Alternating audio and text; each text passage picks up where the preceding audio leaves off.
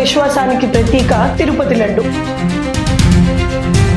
తిరుపతి లడ్డు కోసం స్వచ్ఛమైన ఆవు నెయ్యికి బదులుగా అత్యంత ప్రమాదకరమైన రసాయనాలతో తయారు చేసిన నకిలీ నెయ్యి వాడినట్లు సిబిఐ చార్జ్ షీట్ లో స్పష్టంగా రుజువైంది.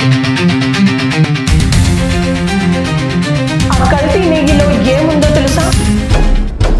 కోట్లాది హిందువుల విశ్వాసానికి ప్రతీక తిరుపతి లడ్డు. ఆ ప్రసాదాన్ని 2 చేతులతో ఎంతో భక్తితో తీసుకుంటాం. అలాంటి పవిత్రమైన లడ్డూలో జగన్మోహన్ రెడ్డి గారి ప్రభుత్వ హయాంలో ఘోరమైన కల్తీ జరిగిందని, భక్తుల నమ్మకాన్ని దారుణంగా మోసం చేశారని వచ్చిన ఆరోపణలు దేశవ్యాప్తంగా సంచలనం సృష్టించాయి.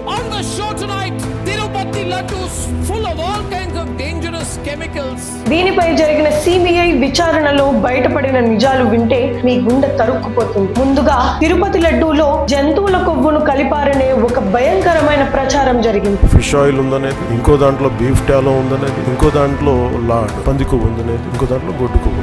అది నిజమే అయితే హిందువుల మనోభావాలను ఇంతకంటే దారుణంగా దెబ్బతీయడం మరొకటి ఉండదు. ఈ ఆరోపణలపై దేశవ్యాప్తంగా ఆగ్రహం వ్యక్తం అవడంతో కొత్తగా వచ్చిన చంద్రబాబు నాయుడు గారి ప్రభుత్వం సిబిఐతో విచారణకు ఆదేశించింది. ఇప్పుడు ఆ సిబిఐ చార్జ్ షీట్ బయటకు వచ్చింది. అసలు నిజాలు ఏంటో ఒక్కొక్కటిగా చూద్దాం. మొదటిది, లడ్డూలో వాడిన నెయ్యిలో ఎలాంటి జంతువు కొవ్వు లేదని సిబిఐ తేల్చింది. ఈ విషయంలో మనం ఊపిరి పీల్చుకోవచ్చు. కానీ అంతకంటే భయంకరమైన సిగ్గుచేటైన కుంభకోణం బయటపడింది. తిరుపతి లడ్డు కోసం స్వచ్ఛమైన ఆవు నెయ్యికి బదులుగా అత్యంత ప్రమాదకరమైన రసాయనాలతో తయారు చేసిన నకిలీ నెయ్యి వాడినట్లు సిబిఐ చార్జ్ షీట్ లో స్పష్టంగా రుజువైంది. ఆ కల్తీ నెయ్యిలో ఏముందో తెలుసా? Palm oil, lactic acid, acetic acid ester, beta carotene వంటి రసాయనాలు. అంతేకాదు, బాత్రూమ్లు శుభ్రం చేయడానికి వాడే రసాయనాలు కూడా ఈ నెయ్యి తయారీలో వాడారని చంద్రబాబు నాయుడు గారు ఆరోపించారు. జగన్మోహన్ రెడ్డి గారి ప్రభుత్వ హయాంలో 2019 నుండి 2024 మధ్య